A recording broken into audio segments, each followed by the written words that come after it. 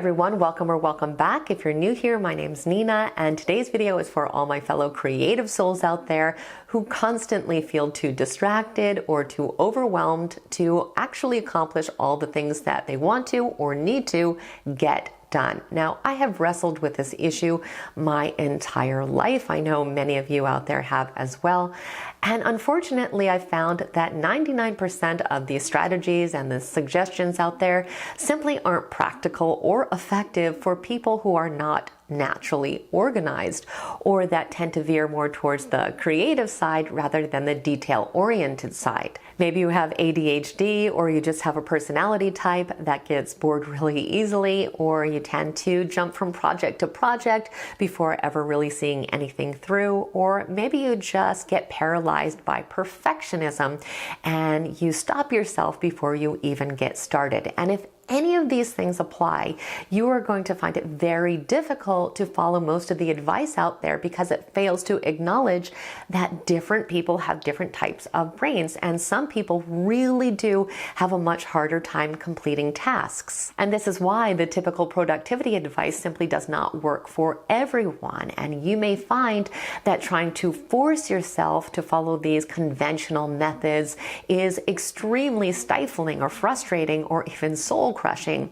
And you may even feel like a failure because you can't understand why it seems to work for everybody else except for you. So today I wanted to share with you the one strategy that has allowed me, as a person who struggles with all the things that we've talked about today, to consistently be able to reach goals and to accomplish all the things that I need to without feeling miserable and without feeling like I'm having to force myself through the entire process.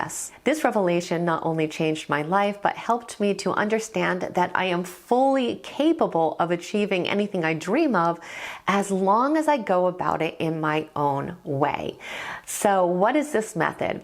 Well, in a nutshell, it comes down to starting in the middle of a project and jumping straight into any part of the process that you actually find interesting. It is much easier to reel yourself in once you are already in motion rather than try to force yourself to get in motion, especially if you are not that excited about the task to begin with, or if you have anxiety about getting started, or you feel like you don't know where to begin, or you've kind of internally already determined that the task is going to be overwhelming or boring. The trick is to find a place to start that seems manageable, that is exciting to you or makes you feel naturally energized, which for people like you and I is almost never at the conventional start of a project. Think of all the time that you have wasted trying to do things in a linear fashion.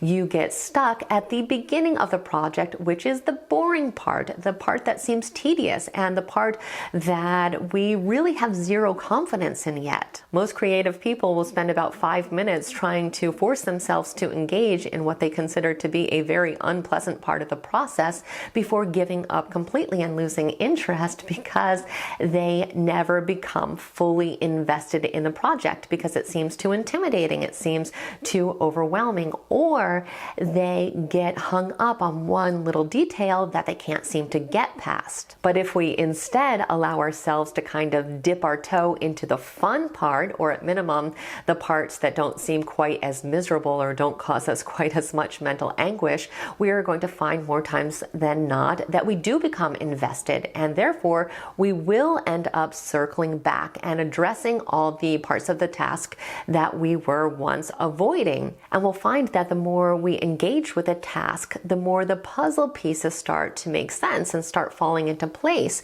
because we've really attached ourselves to the project. We've wrapped our head around it. We are committed to it.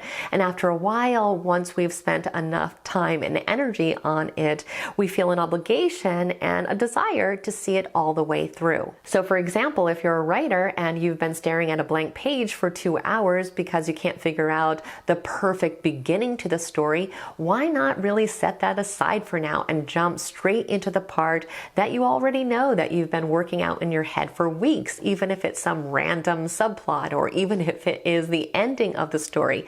It does not matter what path you choose to take. Eventually, all the pieces start getting filled in and the story will be finished. But if we try to force ourselves to go chapter by chapter, there's a really good chance that we will never get past that first page. This exact type of thing happened to a good friend of mine very recently. She decided that she wanted to start a podcast, and she was very excited about it, and she wanted to get to work immediately.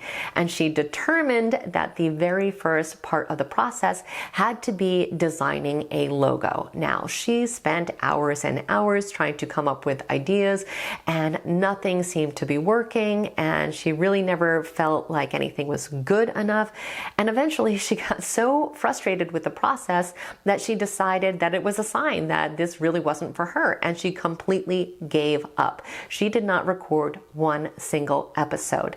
And because I'm a person that also often gets stuck on these little details, I really feel like all of this could have been avoided if she had, once she realized she had this mental block with the logo, simply put it aside and worked on something that she had a little bit more confidence in, or that didn't require her to make so many decisions right off the bat. She could have become more invested in the project and then again circled back to the logo, which I'm sure at that time she could have found the perfect one. And this is why people like you and I need to attach themselves concretely to a project, or we run the risk of giving things up forever, just throwing them in the trash can.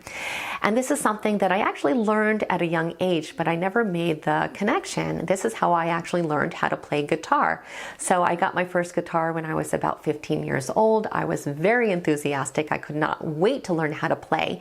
However, once I started to take lessons, I found it completely boring and tedious, and I did not understand really what the instructor was trying to tell me. I felt that music theory was very confusing. I just didn't get it, and I felt that my interest was really dwindling and getting less and less and less, and I really was not having success trying to do it and learn it in that way. My instructor really felt that there was a strict methodology of learning guitar, and that, you know, you had to do this step before you go to the next and the next and the next. He compared it to learning a language, which makes perfect sense. You have to learn words before you make sentences, but my brain just couldn't accept that. I wanted to be able to play Led Zeppelin. I really did not care about these scales. I did not care about these techniques, and I ended up quitting the lessons. Now, in a couple weeks, I realized that I did want to play, so I picked up the guitar and I started to just learn on my own. I tried to figure out songs,